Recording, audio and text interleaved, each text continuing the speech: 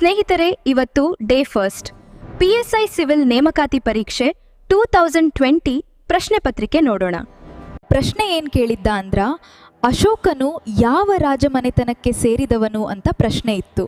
ಇದಕ್ಕೆ ಉತ್ತರ ಮೌರ್ಯ ರಾಜಮನೆತನಕ್ಕೆ ಸೇರಿದ್ದರು. ವಿವರಣೆ ನೋಡೋದಾದ್ರೆ ಈ ಮೌರ್ಯ ಸಾಮ್ರಾಜ್ಯದ ಸ್ಥಾಪಕ ಚಂದ್ರಗುಪ್ತ ಮೌರ್ಯ ಅಂತ ಬರ್ತಾನೆ. ಈತ ಸಾಮಾನ್ಯ ಶಕೆ ಪೂರ್ವ 320ಯಲ್ಲಿ ಮೌರ್ಯ ಸಾಮ್ರಾಜ್ಯ ಸ್ಥಾಪನೆ ಮಾಡ್ತಾನ. ಈತನ ನಂತರ ಈತನ ಮಗ ಆಡಳಿತ ಮಾಡ್ತಾನ.